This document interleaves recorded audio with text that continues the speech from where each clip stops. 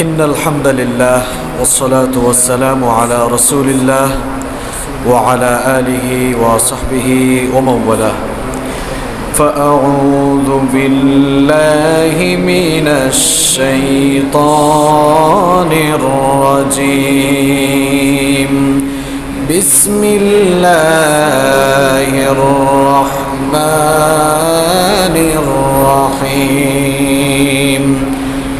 شهر رمضان الذي أنزل فيه القرآن هدى للناس وبينات من الهدى والفرقان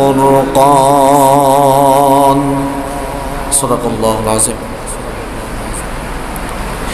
মাহে রমজান এলো বছর ঘুরে মুমিন মুসলমানের দারে দারে মাহে রমজান এলো বছর ঘুরে মুমিন মুসলমানের দারে দারে রহমতেরি বাণী নিয়ে মাগফিরাতের পয়গাম নিয়ে রহমতেরি বাণী নিয়ে মাগফিরাতের পয়গাম নিয়ে এলো সবার মাঝে আবার ফিরে মাহে রমজান এলো বছর ঘুরে মুমিন মুসলমানের দারে দারে মাহে রমজান এলো বছর ঘুরে মুমিন মুসলমানের দারে দারে গুনাহ মাফের এই তো সুযোগ আল্লাহর প্রিয়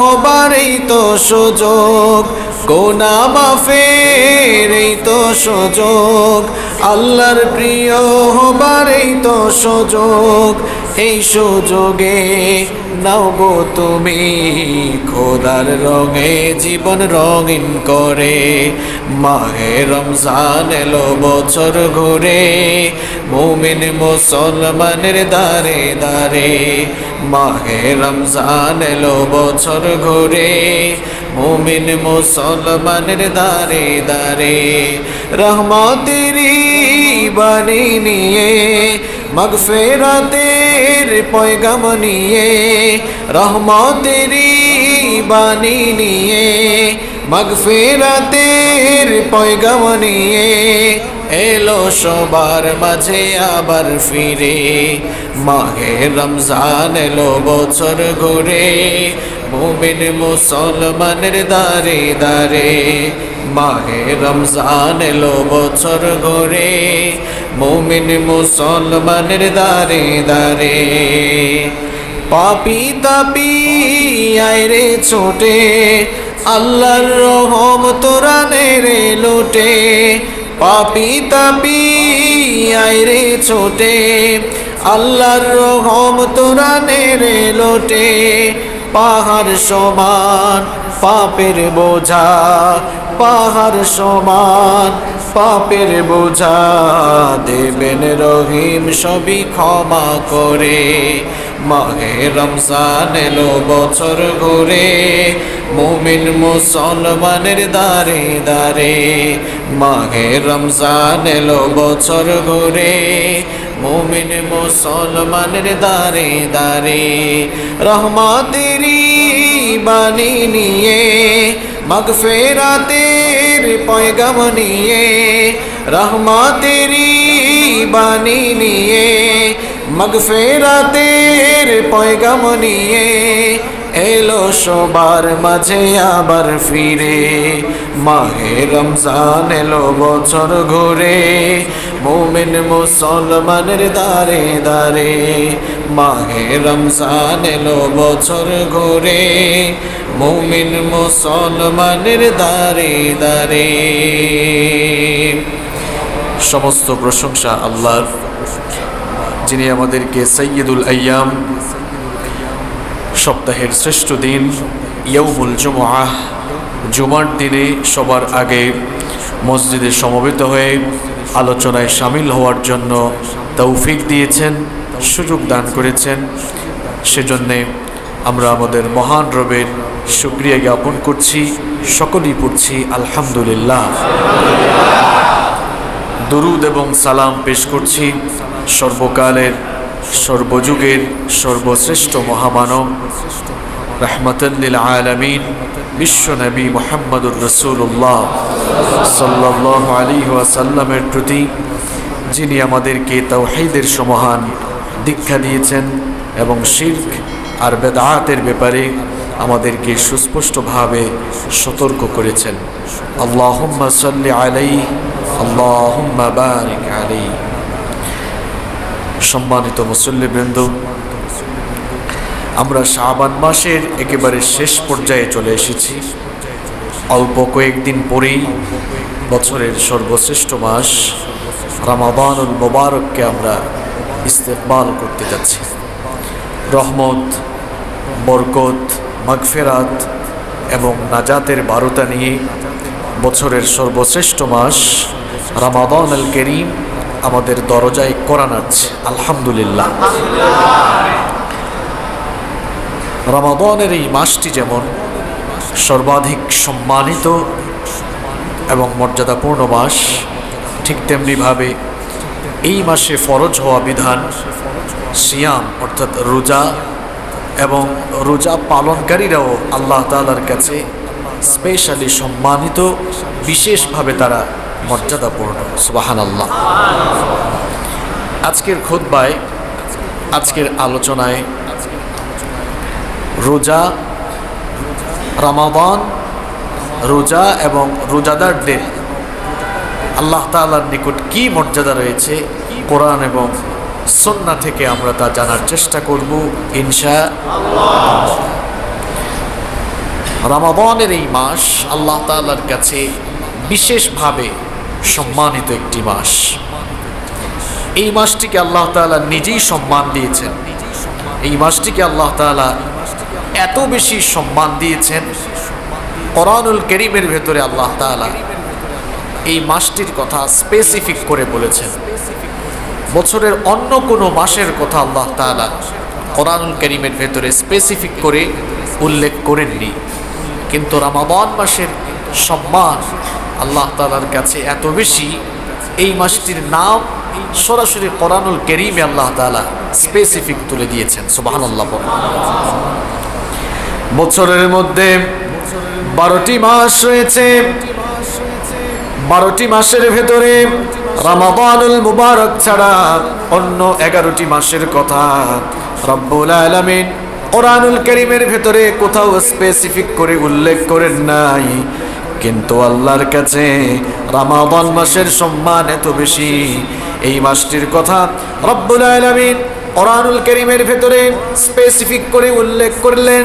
কোরআনুল কারীমের 2 নম্বর সূরা সূরাতুল বাকারা এর 185 নম্বর আয়াতে রব্বুল আলামিন বললেন, শাহরু রমাদানাল্লাযী উনজিলা ফীহিল কুরআন হুদাল লিন-নাসি ওয়া বায়্যিনাতিম মিনাল হুদা ওয়াল ফুরকান। আল্লাহ তাআলা বলছেন, রমাদানের মাস এটি হচ্ছে সেই মাস যেই মাসে নাজিল হয়েছে কোরআন। এটি এমন একটি গ্রন্থ যা মানবতার জন্য হেদায়েতের গ্রন্থ। কোরআনুল কারীমে আল্লাহ তাআলা এই মাসটির কথা স্পেসিফিক করে উল্লেখ করেছেন। এই মাসটিকে আল্লাহ তাআলা কত সম্মান দিয়েছেন দেখেন। বুখারীর বর্ণনায়, মুসলিমের বর্ণনায় হাদিস এসেছে, আন আবি হুরায়রা রাদিয়াল্লাহু আনহু আন্না রাসূলুল্লাহ সাল্লাল্লাহু আলাইহি ওয়াসাল্লাম قال إذا جاء رمضان فتحت أبواب الجنة وغلقت أبواب النار وصفدت الشياطين। আবু হুরায়রা রাদিয়াল্লাহু আনহু হাদিসটি বর্ণনা করেছেন। বিশ্বনবী সাল্লাল্লাহু আলাইহি ওয়াসাল্লাম বলেছেন, রমাদানুল মুবারকের মাস যখন এসে যায়, এই মাসের সম্মানে রব্বুল আলামিন জান্নাতের যতগুলো দরজা রয়েছে, জান্নাতের সকল দরজাগুলো খুলে দেয়, আর এই মাসের সম্মানে রব্বুল আলামিন জাহান্নামের সমস্ত দরজাগুলো বন্ধ করে দেন। ওয়াসুফিদাতিশ শায়াতিন, অভিশপ্ত শয়তানকে আল্লাহ তাআলা এই মাসে শৃঙ্খলিত করে ফেলেন, শিকলবন্দি করে ফেলেন। শয়তানকে শিকলবন্দি করে ফেলা হলেও রমাদানের মাসে কিছু শয়তান মার্কা মানুষদের শয়তানি কমে না। এই চিত্র আমরা রমজান মাসে দেখি, ঠিক না? শয়তান দুই প্রকার। আল্লাহ তাআলা কোরআনুল কারীমের সর্বশেষ সূরা সূরাতুন নাসের ভেতরে বলেছেন, আল্লাযী ইউওয়াসউইসু ফি সুদুরিন নাস মিনাল জিন্নাতি ওয়ান নাস। মানুষের অন্তরে ওয়াসওয়াসা প্রদানকারী শয়তানগুলো দুই প্রকার। এক নাম্বার হচ্ছে জিন শয়তান, দুই নাম্বার হলো মানুষ শয়তান। কিছু মানুষের চেহারা মানুষের মতো হলেও তার ভেতরটা শয়তানের, তার কথাবার্তা কাজকর্ম সব শয়তানের চাইতে বড় নিকৃষ্ট, আছে না নাই? তো রমাদানের মাসে যেই শয়তানকে শৃঙ্খলিত করার কথা বলা হয়েছে সেটি জিন শয়তান, কিন্তু মানুষ শয়তানরা তো ছাড়া থাকে। রমাদানের মাসে জিন শয়তান শিকলবন্দি হয়ে মানুষরূপী শয়তানদের শয়তানি দেখে হাসে যে আল্লাহ, রমজান মাসে আমার শয়তানি বন্ধ হলেও এই শয়তানগুলোর শয়তানি বন্ধ হয় নাই। এরা আমার চেয়ে বড় শয়তান, এরা আমার বস, এদের কাছে আসলে শয়তানেরও মুরিদ হওয়া দরকার, এত বড় শয়তান হয়েছে। আর শয়তান তো 12 মাসের মধ্যে 1 মাস শৃঙ্খলিত থাকে, কিন্তু বাকি 11 মাস তো মুক্ত থাকে, ছাড়া থাকে। বাকি 11 মাস সে তার দূষরদেরকে, তার মুরিদদেরকে যে ওয়াসওয়াসা দেয়, যে প্ররোচনা আর ধোঁকা দেয়, এর একটা প্রভাব গিয়ে রমজান মাসেও পড়ে। এজন্য দেখা যায় শয়তান শিকলবন্দি হয়ে গেলেও তার মুরিদরা শয়তানি কর্মকাণ্ড ছাড়তে পারে। রমজান মাসে যারা নিজেদেরকে শয়তানি থেকে, বদমাশি থেকে, অন্যায় অপকর্ম থেকে সংযত করতে পারল না, এদের চাইতে বড় শয়তান আকাশের নিচে জমিনের উপরে আর হতে পারে। রমাদানের মাস, এই মাসটিকে স্পেশালি সম্মানিত করেছেন কে? রমাদান শব্দটি হচ্ছে আরবি, এটি রা মিম বদ রামদুন মূল ধাতু থেকে নিষ্পন্ন হয়েছে, যার বাংলা অর্থ হচ্ছে জ্বালিয়ে দেওয়া, পুড়িয়ে দেওয়া, ভস্ম করে দেওয়া, ছাই করে দেয়া, পুড়িয়ে দেয়া। এখন রমাদানের অর্থ যদি হয় পুড়িয়ে দেওয়া, জ্বালিয়ে দেওয়া, ভস্ম করে দেওয়া, প্রশ্ন হতে পারে রমাদান কি জ্বালায়, রমাদান কি পুরায়? কোথাও আবর্জনার স্তূপ একত্রিত করে সেখানে যদি আগুন লাগিয়ে দেওয়া হয় তাহলে সেই ময়লা আবর্জনাগুলো জ্বরে পুড়ে ছাই হয়ে যাবে। রমাদানের এই মাসটি হচ্ছে গুনাহ পাপরাশি জ্বালানোর মাস, গুনাহগুলোকে পুড়িয়ে দেওয়ার মাস। সারা বছর পাপ করতে করতে মানুষের অন্তরটা যখন কলুষিত হয়ে যায়, গুনাহ করতে করতে মানুষ যখন গুনাহ করতে করতে মানুষের অন্তরে যখন কালেমা লেপন হয়ে যায়, রব্বুল আলামিন রমাদানুল মুবারকের একটি মাস দিলেন। এই মাসে যদি আল্লাহর বান্দারা সিয়াম আর তাকওয়া সহকারে মাসটি কাটাতে পারে, রমাদানুল মুবারকের সিয়ামগুলো দিয়ে রব্বুল আলামিন বান্দার সকল গুনাহগুলোকে জ্বালিয়ে পুড়িয়ে ভস্ম করে দিয়ে রমাদান মাসের রোজা দিয়ে বান্দাকে পবিত্র করে দেন। এই মাসটি এসেছে আমার আপনার জীবনের গুনাহগুলোকে জ্বালিয়ে পুড়িয়ে ভস্ম করে দিয়ে আমাদের জীবনটাকে পবিত্র করার জন্য, পরিশুদ্ধ করার জন্য। আল্লাহু আকবার। এই মাসটির সম্মান, এই মাসটির মর্যাদা আল্লাহর কাছে কত বেশি দেখেন। পুরো মাসটাই হচ্ছে দোয়া কবুলের মাস। রাসূল করিম সাল্লাল্লাহু আলাইহি ওয়াসাল্লাম বলেছেন, লিকুল্লি মুসলিমিন দাওয়াতুন মুস্তাজাবা ইয়াদউ বিহা ফি রমাদান। রমাদানের এই মাসটি এমন এক মাস, এই মাসে আল্লাহ তাআলা বান্দাদের দোয়া কবুল করতে থাকেন। রমাদানের দিনে রাতে আল্লাহ তাআলা বান্দাদেরকে ক্ষমা করতে থাকেন। দিন রাত যারা নিজের ক্ষমার জন্য আল্লাহর কাছে মাফ চাইবে, এই রমজান মাসে আল্লাহ তাআলা বান্দাদেরকে সাধারণভাবে ক্ষমা করতে থাকবেন। সুবহানাল্লাহ। রমাদানের এই মাসটি আল্লাহর কাছে এতই সম্মানিত, রমাদানের এই মাসটি আল্লাহর কাছে এতই মর্যাদাপূর্ণ মাস। এই মাসে রব্বুল আলামিন আমলের প্রতিদান বিনা হিসাবে দিতে থাকেন। রমাদানের মাস ছাড়া অন্যান্য মাসে নির্ধারিতভাবে নেক আমলের সওয়াব দান করা হয়, কিন্তু রমাদানের মাসে বিনা হিসাবে বান্দাকে নেক আমলের প্রতিদান দান করা হয়। মুসলিম শরীফের বর্ণনায় হাদিস এসেছে আন আবি হুরায়রা রাদিয়াল্লাহু আনহু قال قال رسول الله পড়েন সাল্লাল্লাহু আলাইহি ওয়াসাল্লাম। আবু হুরায়রা রাদিয়াল্লাহু আনহু হাদিসটি বর্ণনা করেছেন। বিশ্বনবী সাল্লাল্লাহু আলাইহি ওয়াসাল্লাম বলেছেন কুল্লু আমাল ইবনি আদম ইউদাআফুল হাসানাতু আশরু আমসালিহা ইলা 700 দিআফিন। বিশ্বনবী সাল্লাল্লাহু আলাইহি ওয়াসাল্লাম বলেছেন আদম সন্তানের প্রত্যেকটি ভালো কাজের, প্রত্যেকটি নেক কাজের পুরস্কার রব্বুল আলামিন 10 থেকে 700 গুণ পর্যন্ত বৃদ্ধি করে দেন, ইল্লা সাওম, রোজা ছাড়া। কারণ রোজার মাসে আল্লাহ তাআলা রোজাদারদেরকে বিনা হিসাবে প্রতিদান দিতে থাকে। চিন্তা করেছেন কত সম্মানিত এই মাস।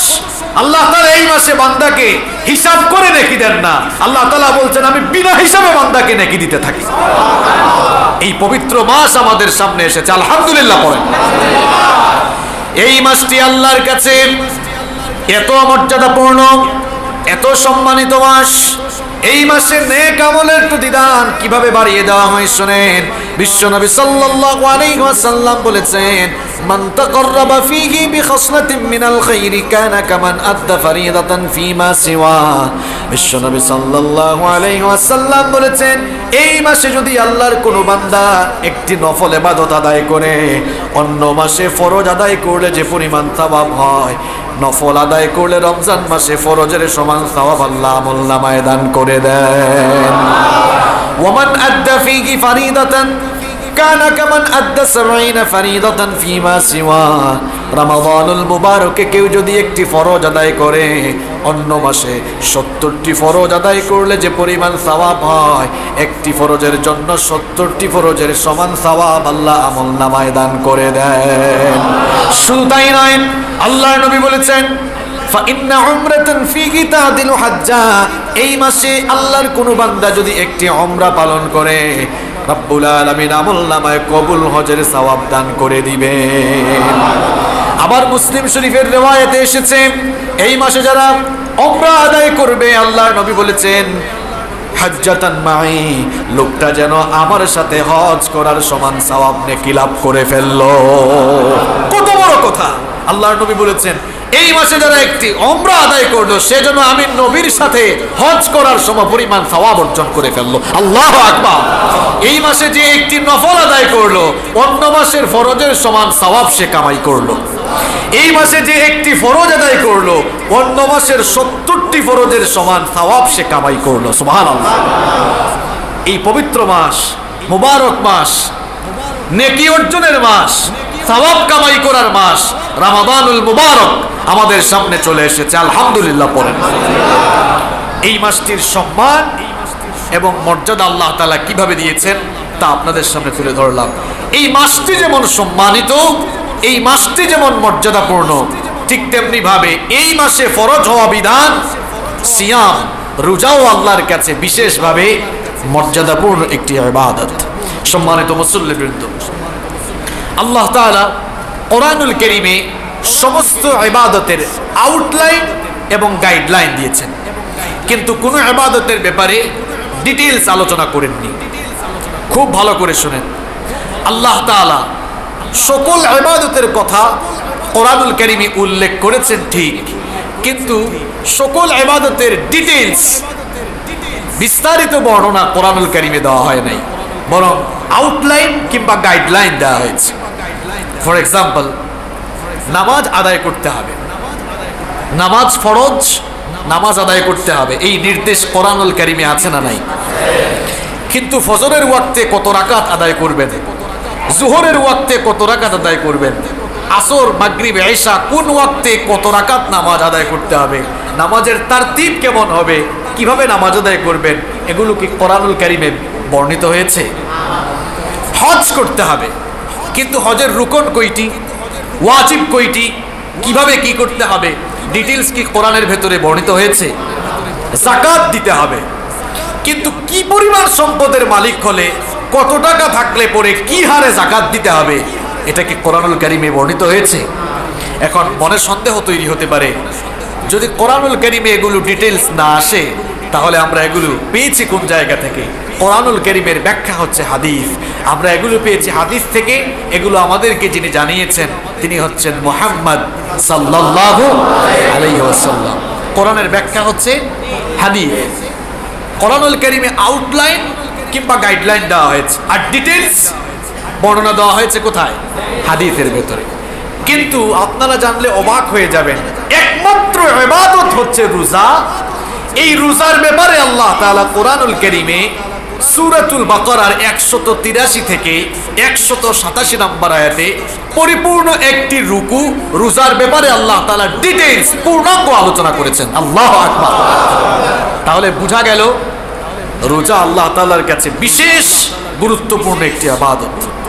সকল ইবাদতই গুরুত্বপূর্ণ, কিন্তু রোজা এটি আল্লাহ তাআলার কাছে আরো বেশি গুরুত্বপূর্ণ। বেশি গুরুত্বপূর্ণ হওয়ার একটি কারণ আছে।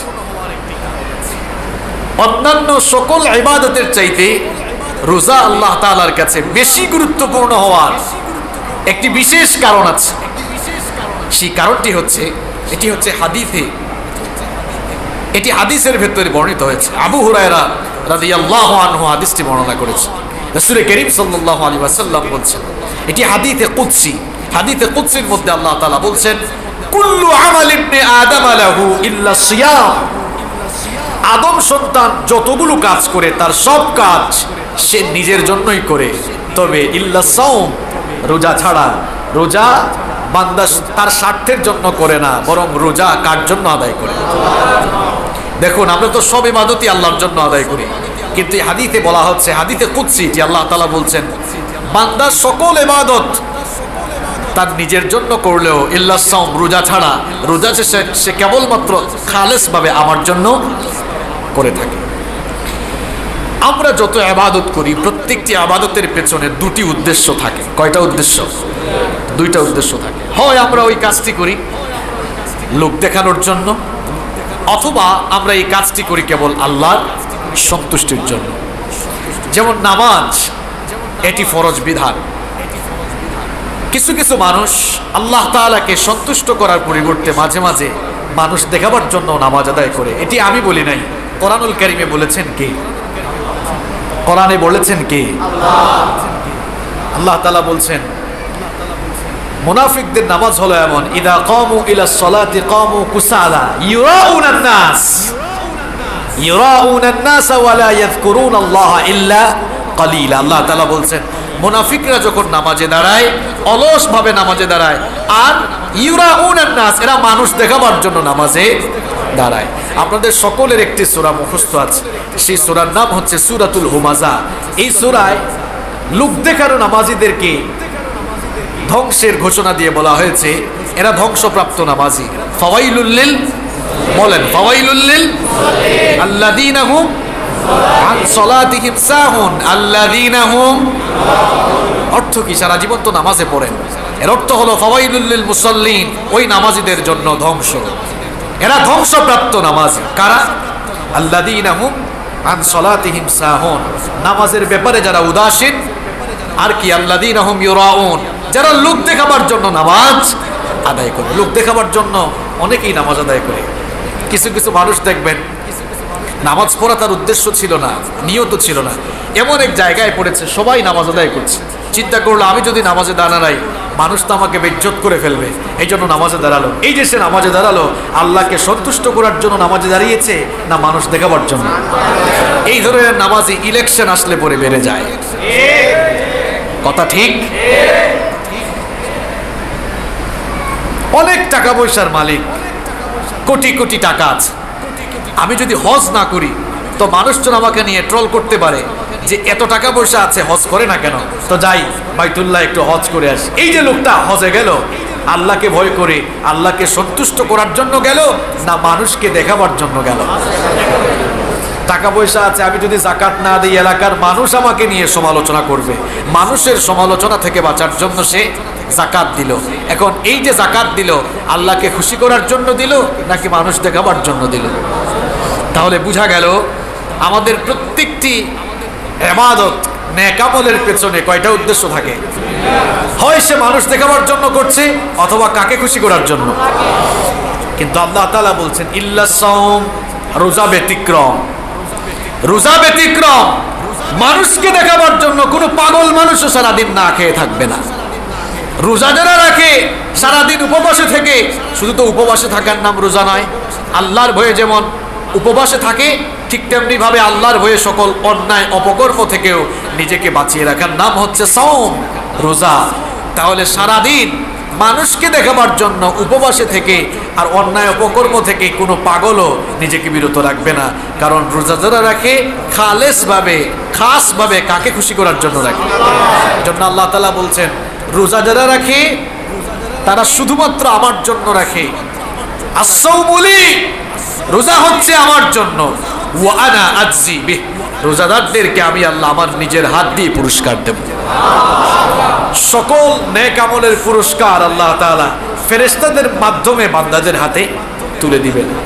যদি এই ফজুমিয়া কন্ট্রাক্টর জামে মসজিদে কোনো অনুষ্ঠান হয়, আর অনুষ্ঠানে যদি কোনো প্রতিযোগিতা যদি হয়, প্রতিযোগিতায় ফার্স্ট সেকেন্ড থার্ড যদি কেউ হয়, তাহলে বলেন তো প্রথম পুরস্কারটা প্রধান অতিথির হাত দিয়ে দেওয়া হয় না বিশেষ অতিথির হাত দিয়ে দেওয়া হয়? নিশ্চয়ই প্রধান অতিথির হাত দিয়ে সেটা দেওয়া হয়। রোজা হচ্ছে আল্লাহ তাআলার কাছে সবচাইতে বেশি গুরুত্বপূর্ণ ইবাদত, বিশেষ মর্যাদা সম্পন্ন ইবাদত।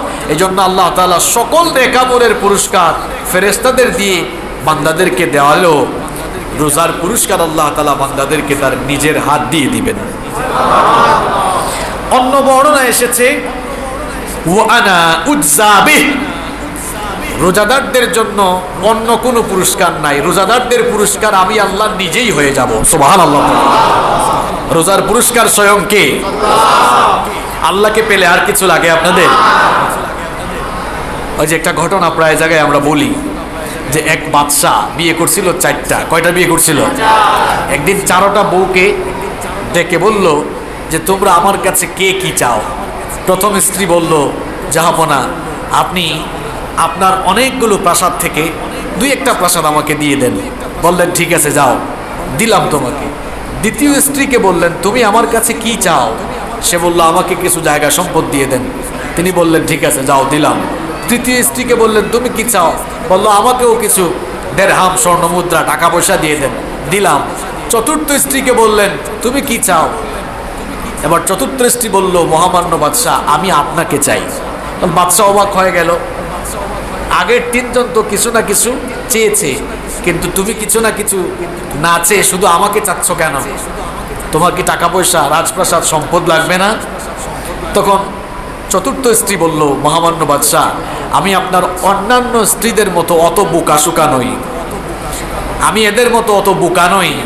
আমি চিন্তা করে দেখলাম, আমি যদি আপনাকে চেয়ে আপনাকেই পেয়ে যাই তাহলে অটোমেটিক্যালি আপনার সব কিছু তো আমার হয়ে যাবে। এই জন্য স্পেসিফিক কোনো সম্পদ টাকা পয়সা বা রাজপ্রাসাদ না চেয়ে আমি আপনাকেই চেয়েছি, কারণ আপনাকে পেলে আপনার সব আমার হয়ে যাবে। তো আল্লাহ তাআলাকে যদি আমরা পেয়ে যাই, রোজার পুরস্কার হিসেবে যদি আমরা আল্লাহ তাআলাকে পেয়ে যাই, তাহলে আল্লাহর জান্নাত, আল্লাহর সমস্ত নেয়ামত এগুলো তো অটোমেটিক আমাদের হয়ে যাবে, ঠিক কি না? আল্লাহ তাআলা এজন্যই বলছেন, রোজার পুরস্কার স্বয়ং বান্দার জন্য আমি নিজেই হয়ে যাব। আল্লাহু আকবার। রোজা এটি আল্লাহ তাআলার কাছে কত গুরুত্বপূর্ণ ইবাদত দেখেন। কিয়ামতের দিন রোজা রোজাদারদের জন্য সুপারিশকারী হয়ে যাবে। কিয়ামতের দিন আল্লাহর অনুমতি ছাড়া কেউ আল্লাহর কাছে সুপারিশ করতে পারবে না। কিয়ামতের দিন চার শ্রেণীর মানুষরাই কেবল আল্লাহর কাছে সুপারিশ করতে পারবেন। সূরা কোন কয় শ্রেণী? এক নাম্বার হচ্ছে মিনান নাবিয়্যিন, নবীগণ। আর নবীগণের মধ্যে সবার আগে যাকে শাফায়াতের অনুমতি দেওয়া হবে তিনি হচ্ছেন আমাদের নবী মুহাম্মদ, পড়েন সাল্লাল্লাহু আলাইহি ওয়াসাল্লাম। সবার আগে তিনি শাফায়াতের সুযোগ পাবেন। আমার নবী শাফায়াত করার আগ পর্যন্ত কিয়ামতের দিন অন্য কোন নবীরা শাফায়াত করার সুযোগ পাবেন না। কিয়ামতের দিনটা বড় ভয়ঙ্কর হবে। এখন তো সূর্য মানুষের মাথা থেকে 9 কোটি 30 লক্ষ মাইল দূরে, কিন্তু কিয়ামতের কঠিন দিনে সূর্য 9,30,00,000 মাইল দূরের সূর্য মানুষের মাথার 1 কিংবা 2 মাইল উপরে নেমে আসবে। সূর্যের প্রচন্ড তাপে গুনাহগারদের মাথার চান্দি ফেটে মগজগুলো ফুটতে থাকবে, উতরাতে থাকবে। 9,30,00,000 মাইল দূর থেকে সূর্য তাপ দেয়। গরমের দিন মাত্র শুরু হয়েছে, মানুষেরা বাহিরে সূর্যের তাপমাত্রা সহ্য করতে পারে না, এসির নিচে গিয়ে আশ্রয় নেয়। আরো 1-1.5 মাস পরে যখন আরো বেশি গরম পড়বে, মানুষ আরো বেশি অস্থির হয়ে যাবে। 9,30,00,000 মাইল দূর থেকে সূর্য তাপ দেয়, সেই তাপ আপনার সহ্য হয় না। কিন্তু কিয়ামতের দিন 9,30,00,000 মাইল দূরের সূর্য মানুষের মাথার 1 কিংবা 2 মাইল উপরে নেমে আসবে। তখন অবস্থা এত বিভীষিকাময় হবে, সূর্যের প্রচন্ড তাপে জমিন সেদিন তামার জমিন হয়ে যাবে। গুনাহগার পাপিষ্ঠ নাফরমানদের মাথার চান্দি ফেটে মগজগুলো উতরাতে থাকবে। আহারে সে কঠিন চিত্র কি করে আমি আপনাদেরকে বুঝাই। মহিলারা চুলায় যখন ভাত রান্না করে, পানি গরম হয়ে গেলে চালগুলো যেমন করে ফুটতে থাকে, ঠিক তেমনি ভাবে মানুষের মাথার 1 কিংবা 2 মাইল উপরে যখন সূর্য নেমে আসবে, গুনাহগারদের মাথার চান্দি ফেটে মগজগুলো উতরাতে থাকবে। মগজগুলো গলে গলে টকবক করে বেয়ে বেয়ে পড়তে থাকবে। মানুষেরা পিপাসার যন্ত্রণায় এত কাতর হয়ে যাবে, পিপাসার যন্ত্রণায় কাতর হয়ে গিয়ে মানুষের জিহবাটা বের হয়ে কুকুরের মতো নাভিস্থল পর্যন্ত ঝুলতে থাকবে। আল্লাহু আকবার। হাসরের দিন কত বেশি লম্বা হবে, আল্লাহর নবী বলেছেন 50 আলফা সানাতিম মিম্মা তাউদ্দুন। দুনিয়ায় যে তোমরা হিসেব করো, দুনিয়ার হিসেব অনুযায়ী বিচারের দিনটা 50,000 বছর লম্বা হয়ে যাবে। আল্লাহু আকবার। 50,000 বছর। এই কঠিন পরিস্থিতির মধ্যে থাকতে থাকতে মানুষগুলো যখন পেরেশান হয়ে যাবে, লোকেরা তখন পৃথিবীর প্রথম মানুষ এবং প্রথম নবী আমাদের সকলের বাবা সাইয়েদিনা আদম আলাইহিস সালামের কাছে যাবে।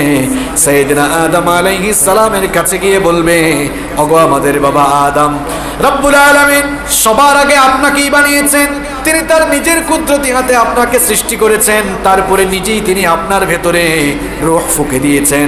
50,000 বছর এই কঠিন পরিস্থিতিতে দাঁড়িয়ে থাকতে থাকতে আমাদের আর সহ্য হয় না।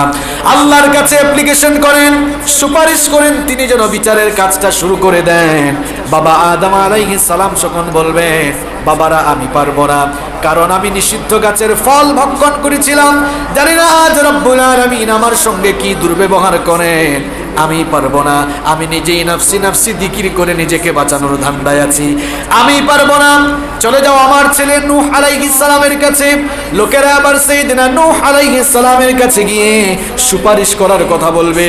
সাইয়েদিনা নূহ আলাইহিস সালাম অপারগতা পোষণ করে বলবেন, আমিও তো নাফসি নাফসি জিকির করে নিজেকে বাঁচানোর ধান্দা করছি, আমি আমার উম্মতের জন্য বদদুয়া করেছিলাম, জানি না আজ রব্বুল আলামিন এই জন্য আমার সঙ্গে কি দুর্ব্যবহার করেন, আমিও পারবো না। চলে যাও জাতির পিতা ইব্রাহিম আলাইহিস সালামের কাছে। লোকেরা এবার সাইয়েদিনা ইব্রাহিম খলিলুল্লাহর কাছে গিয়ে দেখবে তিনিও নাফসি নাফসি জিকির করে নিজেকে বাঁচানোর ধান্দায় পেরেশান রয়েছেন। তার কাছে গিয়ে সুপারিশের কথা বলা হলে তিনিও বলবেন, আমি পারবো না, তোমরা চলে যাও মূসা কালিমুল্লাহর কাছে। লোকেরা আবার সাইয়েদিনা মূসা আলাইহিস সালামের কাছে গিয়ে দেখবে তিনিও নাফসি নাফসি জিকির করছেন, অপারগতা পোষণ করে তিনিও বলবেন, আমিও পারবো না, কারণ ফেরাউনের বংশের এক লোককে আমি একটি থাপ্পড় দিয়ে দুনিয়া থেকে বিদায় করেছিলাম, জানি না আজ রব্বুল আলামিন এই জন্য আমার সঙ্গে কি দুর্ব্যবহার করেন, আমিও পারবো না। চলে যাও ঈসা রূহুল্লাহর কাছে। লোকেরা আবার সাইয়েদিনা ঈসা আলাইহিস সালামের কাছে গিয়ে বলবে, ওগো আল্লাহর নবী ঈসা, আল্লাহর কাছে সুপারিশ করেন তিনি যেন বিচারের কাজটা শুরু করে দেন। সাইয়েদিনা ঈসা ইবনে মারইয়াম তখন বলবেন, আমিও পারবো না, কারণ খ্রিস্টানরা আমাকে আল্লাহর ছেলে বানিয়েছে, জানি না আজ রব্বুল আলামিন এই জন্য আমার সাথে কি দুর্ব্যবহার করেন। এত জায়গায় দৌড়াদৌড়ি করে কোনো লাভ হবে না। তিনি তখন বলবেন, একেবারে জায়গা মতো চলে যাও আখিরি নবী রাহমাতুল লিল আলামিন মুহাম্মাদুর রাসূলুল্লাহ সাল্লাল্লাহু আলাইহি ওয়াসাল্লামের কাছে। আজকে তিনি ছাড়া আর কেউ সুপারিশ করতে পারবেন না, তার সুপারিশ ছাড়া আর কারো সুপারিশও কোনো কাজে লাগবে না। লোকেরা এবার রাহমাতাল লিল আলামিনের কাছে গিয়ে দেখবে অন্যান্য নবী যেখানে নফসি নফসি জিকির করে নিজেকে বাঁচানোর ধান্দায় পেরেশান রয়েছেন, আমার নবী নফসি নফসি বলার বিপরীতে উম্মতি উম্মতি বলে উম্মতকে বাঁচানোর আহাজারি করছেন।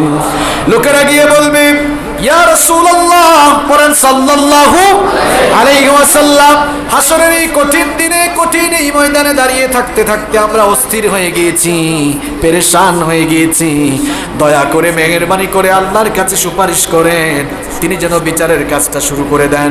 বিশ্বনবী সাল্লাল্লাহু আলাইহি ওয়াসাল্লাম তখন আরশে আজিমের কাছে গিয়ে সাজদায় মাথা নত করে দিয়ে রব্বুল আলামিনের কাছে ফরিয়াদ করতে থাকবেন। আল্লাহ তাআলার রহমতের দরিয়ায় তখন জোশ মারবে। রব্বুল আলামিন তখন ডেকে বলবেন, ওগো আমার হাবিব, ইরফা রাসাক, আপনার মাথা উঠান। সাল তুতাহুম, কি চাইবেন আপনি আমার কাছে চান, যা চাইবেন আজ তাই দেওয়া হবে। আজ আমি আপনাকে এমন একটি সুপ্রিম পাওয়ার দিলাম, আমি আপনার সুপারিশ কবুল করে বিচারের কাজটাও শুরু করব, বিচারের কাজটাও এখন শুরু করে দিব। আর আমি আপনাকে সুপারিশের অনুমতি দিলাম, যার জন্য মন চায় তার জন্য সুপারিশ করে আমার জান্নাতে তাদেরকে নিয়ে ঢুকে যান। এভাবে কিয়ামতের দিন সবার আগে যাকে সুপারিশের পারমিশন দেওয়া হবে তিনি হচ্ছেন মুহাম্মদ সাল্লাল্লাহু আলাইহি ওয়াসাল্লাম। তার সুপারিশের আগে অন্য কেউ সুপারিশ করার চিন্তাও করতে পারবে। সবার আগে সুপারিশের জন্য যিনি পারমিশন পাবেন তিনি হচ্ছেন মুহাম্মদ সাল্লাল্লাহু আলাইহি। এরপরে ধারাবাহিকভাবে অন্যান্য নবীদেরকেও সুপারিশের অনুমতি দেওয়া হবে। সুপারিশ করতে পারবেন কয় শ্রেণীর মানুষ? 1 নাম্বার মিনান নাবিয়্যিন, 2 নাম্বার ওয়াস সিদ্দিকিন, 3 নাম্বার হচ্ছে ওয়াস শুহাদা, শহীদগণ, 4 নাম্বার হচ্ছে ওয়াস সালিহিন, নেককার বান্দারা। এরপরে কিছু নেক আমল, আমলকারী বান্দার জন্য সুপারিশ করবে। এর মধ্যে একটি আমল হচ্ছে সাওম। আমি বলছিলাম যে এই মাসে ফরজ হওয়া বিধান রোজা, এটিও আল্লাহর কাছে কত গুরুত্বপূর্ণ আর মর্যাদা সম্পন্ন ইবাদত। দেখেন এই মাসটিকে রোজা রেখে যারা তাকওয়া সহকারে কাটাতে পারবে, এই রোজা কিয়ামতের দিন রোজাদারের জন্য সুপারিশকারী হয়ে আল্লাহর কাছে জান্নাতের সুপারিশ করবে। সুবহানাল্লাহ। আল্লাহর নবী বলেছেন, মুসনাদে আহমদের বর্ণনা, الصيام والقرآن يشفعان للعبد يوم القيامة। বিশ্বনবী সাল্লাল্লাহু আলাইহি ওয়াসাল্লাম বলেছেন, কিয়ামতের মাঠে, কিয়ামতের ময়দানে বান্দার জন্য রোজা আর কোরআন শাফায়াত করা শুরু করবে। ইয়াকুলুস সিয়াম, সিয়াম সেদিন বলবে, রব্বি মানাতুহুত তাআম ওয়াশ শাহাওয়াতি বিন নাহার, ওগো আমার রব, তোমার এই গোলামকে, তোমার এই বান্দাকে দিনের বেলায় আমি পানাহার এবং সকল অন্যায় অপকর্ম শাহাওয়াত থেকে আমি তাকে দূরে রেখেছি। এই বান্দা রোজা রেখেছিল, আমি তার সেই রোজা তোমার কাছে সুপারিশ করছি, তাকে জাহান্নামের আগুনে পুরায়েন না। ফাশাফিয়ানি ফি, আমি হচ্ছি তার সেই রোজা, আমি তোমার এই রোজাদার বান্দার জন্য আজ সুপারিশ করছি। রব্বুল আলামিনের কাছে রোজা যখন সুপারিশ করবে, রোজাদারের রোজা যখন আল্লাহর কাছে সুপারিশ করবে, রোজাদারের রোজার সুপারিশের কারণে রব্বুল আলামিন ওই রোজাদারকে মাফ করে তার জান্নাতের ভেতরে ঢুকাবে। রোজার মাস, রমজান মাস যেমন গুরুত্বপূর্ণ, এই মাসের ফরজ হওয়া বিধান রোজাটাও তেমন গুরুত্বপূর্ণ। কিয়ামতের দিন এই রোজা রোজাদারদের জন্য সুপারিশকারী হয়ে যাবে। আল্লাহু আকবার। রোজা হচ্ছে জাহান্নাম থেকে বাঁচার জন্য ঢাল শুরু। যুদ্ধের ময়দানে শত্রুর আক্রমণ থেকে বাঁচার জন্য যোদ্ধারা ঢাল ব্যবহার করে। ঢাল বুঝেন তো আপনারা? ঢাল এটি এক প্রকার প্রোটেকশন, অর্থাৎ শত্রু আক্রমণ করলে আপনি এটা দিয়ে কি করবেন? তা প্রতিহত করবেন, মোকাবেলা করবেন। এই জামানার অনেক লোকেরা ঢালের সাথে পরিচিত না, হয়তো যুবক ভাইরাও অনেকের নাম শুনলেও কখনো দেখে নাই। ঢাল হচ্ছে আপনি তরবারি দিয়ে বা তীর দিয়ে, কাউকে তীর দিয়ে আপনি তীরবিদ্ধ করলে, তীর ছুড়লে অথবা তরবারি দিয়ে আঘাত করলে এই ঢাল দিয়ে কি করা যায়? ওটা ফেরানো যায়। বলা হচ্ছে আস-সাওমু জুন্নাতুম মিনান নার কাজুন্নাতি আহাদিকুম মিনাল কিতাল। আল্লাহর নবী বলেছেন, যুদ্ধের ময়দানে যোদ্ধা শত্রুর তরবারি কিংবা তীরকে ঠেকাবার জন্য যেমন ঢাল ব্যবহার করে, রোজাদারদেরকে তেমন ভাবে অন্যায় অপকর্ম থেকে বাঁচায়। রোজাদারদেরকে জাহান্নাম থেকে এভাবে প্রটেক্ট করে। আল্লাহু আকবার। কিভাবে ঠেকায়? দেখুন, রোজা শুধুমাত্র খাবার দাবার ত্যাগ আর স্ত্রী সহবাস ত্যাগ করার নাম রোজা নয়। তাহলে হোয়াট ইজ ফাস্টিং? রোজা কি? আল্লাহর নবী রোজার সংজ্ঞা দিচ্ছেন, লাইসা সিয়ামু মিনাল আকলি ওয়াশ শুরব, শুধুমাত্র খাবার দাবার আর পানীয় থেকে বিরত থাকার নাম রোজা নয়। তাহলে প্রশ্ন হলো রোজা কি? আল্লাহর নবী বলছেন, ইন্নামাস সিয়ামু মিনাল লাগওয়ি ওয়ার রাফাস, রোজা হচ্ছে আল্লাহর ভয়ে রোজাদার সুবহে সাদেক থেকে নিয়ে ইফতারের পূর্ব পর্যন্ত যেমন খাবার দাবার পানীয় এবং স্ত্রী সম্ভোগ থেকে বিরত থাকে, ঠিক তেমনি ভাবে আল্লাহর ভয়ে উপবাস থাকার পাশাপাশি সকল অন্যায়, অশ্লীলতা, বেহায়াপনা, জুলুম, অনাচার, অবিচার, এক কথায় সকল পাপাচার থেকে নিজেকে মুক্ত রাখার নাম হচ্ছে রোজা। কোনো মানুষ সুবহে সাদেক থেকে নিয়ে ইফতার পর্যন্ত উপবাসে থাকলো আর সমান তালে মিথ্যা বলল, মানুষের গীবত করলো, চুগলখুরি করলো, সুদ খেলো, ঘুষ খেলো, অন্যায় অপকর্মে নিজেকে জড়িয়ে ফেললো, এই ধরনের রোজাদারদের ব্যাপারে আল্লাহর নবী বললেন, মাল্লাম ইয়াদা কাউলাজ জুর ওয়াল আমালা বিহ, মাল্লাম ইয়াদা কাউলাজ জুর ওয়াল আমালা বিহ ফালাইসা লিল্লাহি হাজাতুন আইয়াদা তাআমাহু ওয়া শারাবাহ। এই ধরনের রোজাদারদের ব্যাপারে আল্লাহর নবী বলছেন যে যেই লোক রোজা রাখার পরে অন্যায়, অপকর্ম, পাপাচার থেকে নিজেকে বাঁচাতে পারলো না, এই ধরনের রোজাদারের সারাদিন উপবাসে থেকে উপাস থাকার কোনো মূল্য, কোনো দাম আল্লাহর কাছে। তাহলে বুঝতে পেরেছেন, রোজা হচ্ছে আল্লাহর ভয়ে খাবার দাবার পানীয় যেমন আমরা ত্যাগ করি, ঠিক তেমনি ভাবে আল্লাহর ভয়ে সকল পাপ থেকেও নিজেকে মুক্ত রাখার নাম হচ্ছে রোজা। তাহলে একজন মানুষ রোজা রেখে যখন সকল অন্যায় অপকর্ম থেকে নিজেকে বিরত রাখে, এই রোজা কি তার জন্য ঢাল হিসাবে কাজ করে না? অবশ্যই ঢাল হিসাবে কাজ করে। এই জন্য আল্লাহ নবী বলেছেন রোজা হচ্ছে ঢাল স্বরূপ। এই রোজা রোজাদারদেরকে অন্যায় অপকর্ম থেকে বাঁচিয়ে রাখে। আমার ভাইয়েরা, এই রমাদানের মাসের রোজা আল্লাহর কাছে এত সম্মানিত, এত গুরুত্বপূর্ণ, এত মর্যাদাপূর্ণ। এই মাসটিকে যারা তাকওয়া দিয়ে ভরে দিতে পারবে, আল্লাহ যেভাবে চান সেভাবে যারা সিয়াম পালন করতে পারে, আল্লাহ যেভাবে চান, আল্লাহ যেভাবে সন্তুষ্ট হন, ওইভাবে যারা সারাটি মাস সিয়াম পালন করবে, সিয়াম সাধনা করবে, বুখারীর বর্ণনায়, মুসলিমের বর্ণনায় আল্লাহর নবী সেই সকল রোজাদারদের ব্যাপারে বললেন, মান সামা রমাদানা ঈমানান ওয়া ইহতিসাবান গুফিরা লাহু মা তাকদ্দামা মিন যামবি। আল্লাহ নবী বলেছেন, যেই সকল রোজাদারেরা ঈমান এবং সওয়াব লাভের আশায় সুন্দর করে এই মাসটিতে সিয়াম সাধনা করে, রব্বুল আলামিন তাদের পূর্ববর্তী জীবনের সকল গুনাহগুলোকে মাফ করে দেন। এই রোজা এসেছে আপনাকে পবিত্র করার জন্য, এই রোজা এসেছে আপনাকে পরিশুদ্ধ করার জন্য। আজকের আলোচনা আমরা 3টি পয়েন্টের উপরে করছি, মনে আছে তো আপনাদের? রমাদানের মর্যাদা, রোজার মর্যাদা, এই 2টি পয়েন্টে আমরা আলোচনা করেছি। সর্বশেষ রোজাদারের কি মর্যাদা হবে, এ ব্যাপারে আমরা এবার কোরআন সুন্নাহ থেকে কিছু কথা শুনবো ইনশাআল্লাহ। রমাদানের মাসটি যেমন মর্যাদাপূর্ণ, এই মাসে ফরজ হওয়া বিধান রোজাও আল্লাহর কাছে মর্যাদাপূর্ণ, ঠিক তেমনি ভাবে এই মাসে রোজা পালনকারী রোজাদারেরাও আল্লাহর কাছে বিশেষভাবে সম্মানিত। সুবহানাল্লাহ পড়েন। রোজাদার বান্দারা আল্লাহর কাছে কতটা সম্মানিত দেখেন, রোজাদারদের মর্যাদা আল্লাহর কাছে কত বেশি দেখেন। বুখারীর বর্ণনায়, মুসলিমের বর্ণনায় হাদিস এসেছে, আন সাহাল ইবনে সাদ আনিন নবী সাল্লাল্লাহু আলাইহি ওয়াসাল্লাম قال, সাহাল বিন সাদ রাদিয়াল্লাহু আনহু হাদিসটি বর্ণনা করেছেন, বিশ্ব নবী সাল্লাল্লাহু আলাইহি ওয়াসাল্লাম বলেছেন, ইন্না ফিল জান্নাতি বাবান ইউকালু লাহু রায়্যান ইয়াদখুলু মিনহু আস-সাইমুনা ইয়াওমাল কিয়ামাহ। আল্লাহর নবী বলেছেন, জান্নাতের মধ্যে রায়্যান নামক একটি দরজা রয়েছে, রায়্যান নামক একটি গেট রয়েছে। কিয়ামতের দিন ওই গেটটি রোজাদারদের জন্য খাস করা হবে।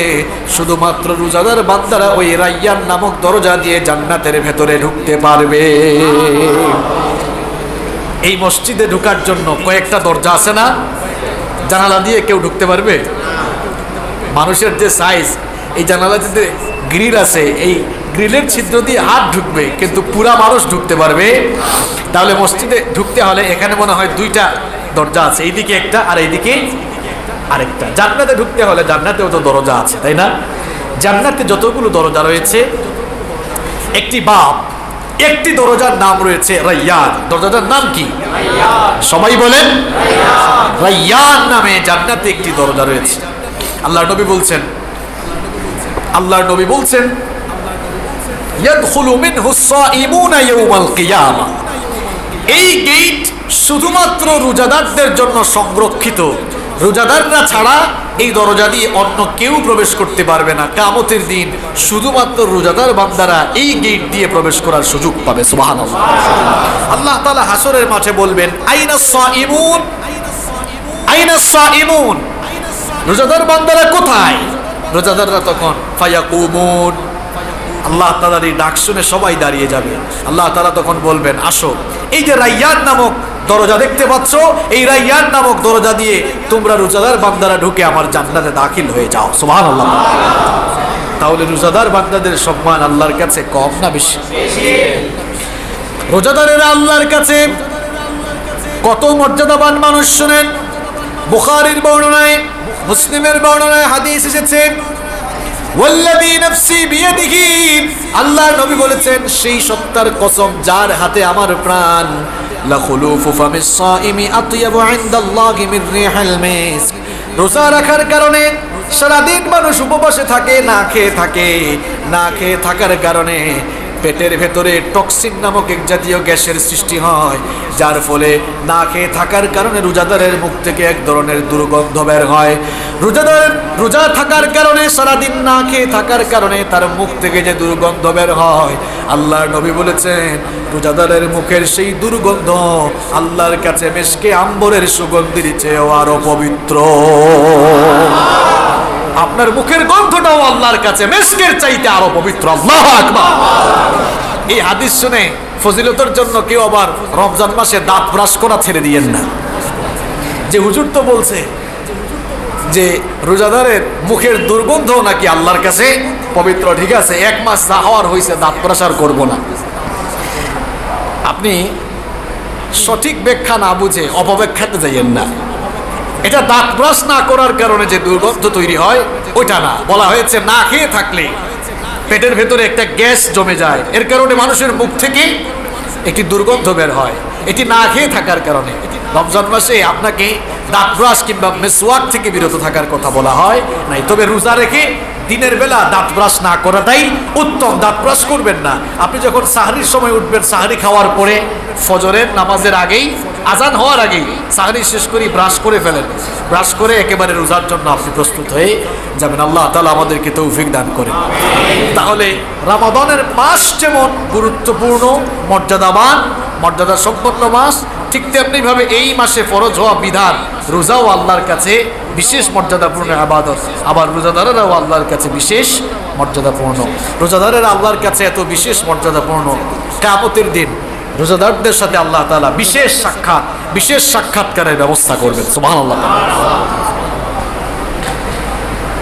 কিছুদিন আগে বাংলাদেশে অনেক দেশের রাষ্ট্রপ্রধানরা এসেছিলেন। তাদের সাথে কি আপনি দেখা করার সুযোগ পেয়েছেন নাকি? কথা বলেন, সুযোগ পান নাই। মনে করেন আমেরিকার প্রেসিডেন্ট জো বাইডেন বাংলাদেশ সফরে আসলেন, তো তিনি তো সফরে এসে বাংলাদেশের বিশেষ ব্যক্তিদের সাথেই সাক্ষাৎ করবেন। কিন্তু ধরেন তিনি ঘোষণা করলেন যে আমার আপনার মতো কোনো মানুষের সাথে সাক্ষাৎ করবেন, তা আপনি এই সাক্ষাতের ঘোষণা শুনলে আপনি খুশি হবেন কিনা? কথা বলেন না কেন? এটা একটা এক্সাম্পল দিচ্ছি, দৃষ্টান্ত আপনাদেরকে বোঝানোর জন্য। আমেরিকার প্রেসিডেন্ট বাংলাদেশে এসে ঘোষণা করলেন যে অমুকের সাথে আমি একদিন বিশেষ সাক্ষাৎ করব। ধরুন লোকটাও আপনাকে নিয়ে তো মিডিয়ায় হইচই সৃষ্টি হয়ে যাবে যে অমুকের সাথে জো বাইডেন বিশেষ সাক্ষাৎ করবে, মিডিয়ায় হইচই। আপনার মনের মধ্যে একটা ঈদিন ভাব, কম বড় কথা, আমেরিকার প্রেসিডেন্ট আমার সাথে বিশেষ সাক্ষাৎ করবে, নিজেকে সম্মানিত ফিল করবে, সম্মানিত বোধ করবে। দুনিয়ার একজন সাধারণ প্রেসিডেন্টের সাথে দেখা করার ঘোষণা শুনলে আপনি যদি সম্মানিত বোধ করেন, আল্লাহ তাআলা ঘোষণা করছেন রোজাদারদের সাথে আমি বিশেষ সাক্ষাৎকার দিব, এটা তো বান্দার জন্য এর চাইতে বড় পুরস্কার আর কিছুই হতে পারে না, ঠিক কি না? আল্লাহ তাআলা, আল্লাহর নবী বলেছেন লিস-সাইমি ফারহাতানি, রোজাদারদের জন্য দুটি আনন্দ ঘন সময় রয়েছে। জোরে বলেন তো কয়টা? রোজাদারদের জন্য দুটি খুশির সময় রয়েছে। এক নাম্বার হচ্ছে ফারহাতুন ইনদা ফিত্রিহি, এক নাম্বার হচ্ছে ইফতারের সময়। কোন কোন মুহাদ্দিস এই ফিত্রিহি শব্দের ব্যাখ্যায় লিখেছেন যে এর দ্বারা ঈদুল ফিতরকে উদ্দেশ্য করা হয়েছে, অর্থাৎ রোজাদার ইফতারের সময় অথবা ঈদুল ফিতরের সময় একটি আনন্দ করে, আর আরেকটি আনন্দ হচ্ছে ওয়া ফারহাতুন ইনদা লিকাই রাব্বিহি, রোজাদারদের সঙ্গে যখন আল্লাহ তাআলা সাক্ষাৎ করবেন, দেখা করবেন, তাহলে বোঝা গেল রোজাদারদের সঙ্গে আল্লাহ তাআলা বিশেষভাবে সাক্ষাৎ করবেন। সুবহানাল্লাহ। রোজাদারদের জন্য দুটি আনন্দের মুহূর্ত আছে। এক নাম্বার হচ্ছে ইফতারের মুহূর্ত। সারাদিন একজন রোজাদার রোজা রাখলো, রোজা রাখার পরে ইফতারের আগ মুহূর্তে বিভিন্ন ধরনের ইফতারি তার সামনে নিয়ে যখন সে বসে, রোজাদারের মনে তখন একটা আনন্দ উচ্ছ্বাস প্রকাশ পায়। সারাদিন রোজা রেখে তার সামনে ইফতারের প্লেট নিয়ে বসেছে, তার সামনে শরবত আছে, খেজুর আছে, ছোলা, মুড়ি, পেঁয়াজু, বিভিন্ন ধরনের মিষ্টান্ন, বিভিন্ন আইটেমের ইফতারি তার সামনে। রোজাদার ইফতারি সামনে নিয়ে বসে আছে, কিন্তু আজানের অপেক্ষা করে, আজান না হলে সে খাবে। আচ্ছা বলেন তো, আপনি যদি আজান হওয়ার আগে খেয়ে আপনি যদি খাওয়া শুরু করেন, আল্লাহ তাআলা কি বিশেষ কোনো ফেরেশতা পাঠাবেন যে যা এই রোজাদারকে যে একটা থাপ্পড় মার, আজানের আগে সে খাইলো কেন? থাপ্পড় মারবে? মারবে না। কিন্তু এরপরেও আপনি খান না, আজানের অপেক্ষা করেন কার ভয়ে? কারণ আল্লাহ তাআলা এই অর্ডার করেছেন, আমরা সুম্মা আতিম্মু সিয়ামা ইলাল লাইল, সন্ধ্যা হওয়া পর্যন্ত, ইফতার এর টাইম হওয়ার আগ পর্যন্ত, আজান হওয়ার আগ পর্যন্ত রোজা পরিপূর্ণ করতে হবে। এই আদেশটা কার? আল্লাহর বয়ে ইফতারি সামনে নিয়েও আমরা ইফতার করি না, কারণ আল্লাহর আদেশ পূর্ণাঙ্গ করার অপেক্ষা আমরা করি একেবারে আজান হওয়া পর্যন্ত অপেক্ষা করে, আজান হলে পরেই রোজাদার ইফতারি খাওয়া শুরু করে। সারাদিন রোজা রাখার পরে আজান হয়ে গেলে রোজাদার যখন বিসমিল্লাহ বলে রোজা ইফতার খাওয়া শুরু করে, সারাদিন রোজা রাখার পরে ইফতারিতে বসলে ইফতার খেয়ে যে তৃপ্তি পাওয়া যায়, যে একটা মজা লাগে, সারাদিন রোজা না রেখে ইফতার করলে সেই স্বাদ অনুভব করা যাবে। বেরোজাদার যারা রোজা রাখে না, এমন মানুষও কিন্তু ইফতার ছাড়ে না, কারণ ইফতার না করলে তাদের মনে একটা ভয় যে মানুষ আমাকে ধরবে, তুই তো মনে হয় রোজা রাখিস নাই। মনে মনে বলে রোজা না রেখে তো এমনি এক অন্যায় করে ফেলেছি, এখন ইফতার না করে কি আরো বড় গুনাহ করবো নাকি? তো অন্তত ইফতারে সামিল হই। সারাদিন রোজা রেখে ইফতারিতে বসলে ইফতারের যে স্বাদ অনুভব হয়, সারাদিন খাওয়া দাওয়া করে রোজা না রেখে ইফতারিতে বসলে ওই বেরোজাদারের কাছে ইফতারের সেই স্বাদ অনুভব হবে না, বরং তার কাছে গরু ছাগল ঘাস খেলে যেমন লাগে, তার কাছে ইফতারের টেস্ট ওই রকমই লাগবে। ঠিক না? তো রোজাদারের জন্য যে খুশির মুহূর্তগুলো রয়েছে, তার মধ্যে একটি খুশির মুহূর্ত হচ্ছে ইফতারের সময়। এই ফিত্রিহি শব্দের ব্যাখ্যায় কোন কোন মুহাদ্দিস লিখেছেন যে ঈদুল ফিতরের সময়, একটি মাস রোজা রাখার পরে রোজাদারেরা যখন ঈদের দিনে, ঈদুল ফিতরের দিনে ঈদগাহে যায় অথবা মসজিদে ঈদের সালাত আদায়ের জন্য আসে, তার মনে তখন আনন্দের ঢেউ খেলে, কারণ এই ঈদটা তো তার জন্য।